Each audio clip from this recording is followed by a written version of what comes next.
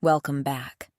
Today, we're embarking on a journey through the pages of the book, NATO's Secret Armies, Operation GLADIO and Terrorism in Western Europe, by Daniele Ganser.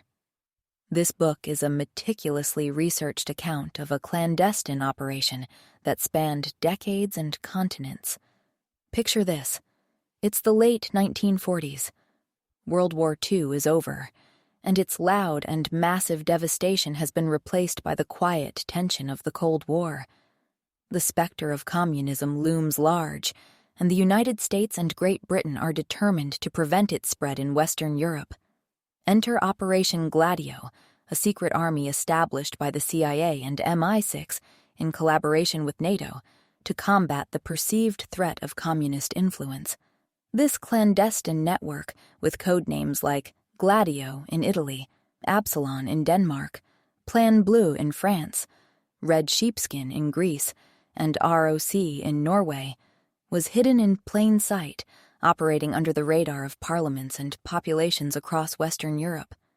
The existence of these secret armies was first confirmed in 1990 by Italian Prime Minister Giulio Andreotti, who was forced to admit that a covert network of stay-behind operatives existed in Italy and other NATO countries, who would be activated in the event of a Warsaw Pact invasion.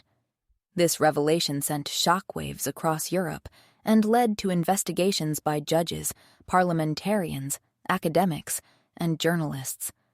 What they uncovered was a network of secret soldiers, trained by the U.S. Green Berets and the British SAS, equipped with arms caches hidden in forests, meadows, and underground bunkers.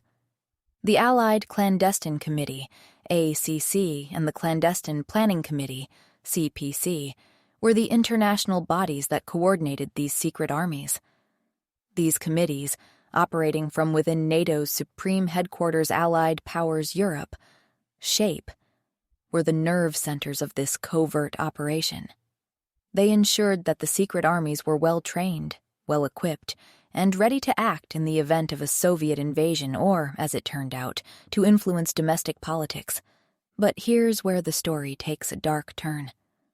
The secret armies, initially designed to resist a Soviet invasion, were soon embroiled in acts of terrorism and human rights violations. In Italy, for example, the bombing in Peteano in 1972 was initially blamed on the Red Brigades, a left-wing terrorist group. However, it was later revealed that the attack was orchestrated by right-wing extremists with ties to the Italian military secret service and the GLADIO network. This pattern of false flag operations, designed to discredit the political left, was repeated across Europe. In Italy, the secret army was involved in a series of bombings and assassinations, including the infamous Piazza Fontana massacre in 1969. Judge Felice Casson, who reopened the case in 1984, discovered that the explosives used in the attack were NATO grade C4, not the type typically used by the Red Brigades. His investigation revealed a web of deceit and manipulation involving the Italian military secret service and right-wing extremists. This was part of a broader strategy known as the strategy of tension, where acts of terrorism were used to create fear and instability, ultimately benefiting conservative, right-wing political forces. The goal was to manipulate public opinion and political outcomes, often with the tacit approval of high-ranking government officials. As Vincenzo Vinciguerra, a fascist terrorist involved in the Peteano bombing, testified, "The reason was quite simple. They were supposed to force these people, the Italian public, to turn to the state to ask for greater security." The scandal wasn't confined to Italy. In Greece, former Prime Minister Andreas Papandreou confirmed the existence of a similar network and claimed that it participated in the country's 1967 military coup. In Turkey, the group was known as the Counter-Guerrilla, and it was implicated in a series of massacres, assassinations, and torture incidents, including the 1977 Taksim Square massacre. While in Belgium, the discovery of the secret army led to investigations into the Brabant massacres, a series of brutal terrorist attacks in the 1980s. In Germany, The revelation that former Nazis were recruited to be part of the secret army caused a major scandal, with calls for a thorough investigation into NATO's shadow army. The CIA and MI6 were deeply involved in the operations of these secret armies. Retired CIA officer Thomas Polgar acknowledged that the stay-behind programs were coordinated by an unconventional warfare planning group linked to NATO. Meanwhile, the British SAS played a strategic role in training and equipping the secret soldiers, as confirmed by former MI6 officers and documents from the Imperial War Museum. As the investigations unfolded, the extent of the cover-ups became apparent.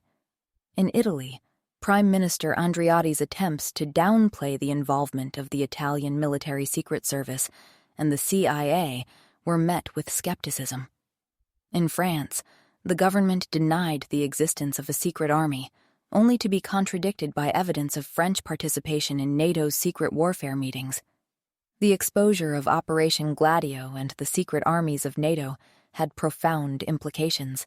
It exposed the extent to which democratic institutions were manipulated and controlled by clandestine forces, often with the support of the United States and Great Britain. The scandal also highlighted the limitations of parliamentary oversight and the challenges of holding intelligence agencies accountable. As we reflect on this hidden history, several questions come to mind. How did these secret armies operate for so long without public knowledge?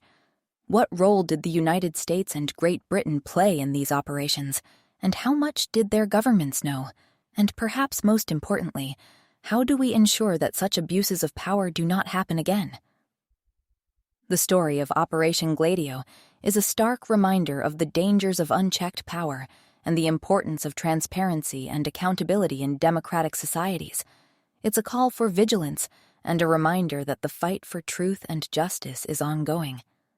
As we continue to uncover the secrets of the past, we must remain committed to building a future where such clandestine operations are no longer possible.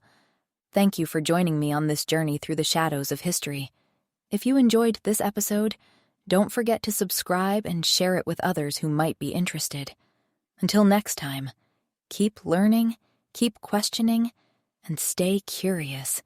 This has been a BrightLearn video from BrightLearn.ai on the book NATO's Secret Armies, Operation GLADIO and Terrorism in Western Europe by Daniele Ganser. Visit BrightLearn.ai for more fascinating videos like this one, and naturalnews.com for full editorial coverage and breaking news on critical stories that keep you informed and aware of what's really going on.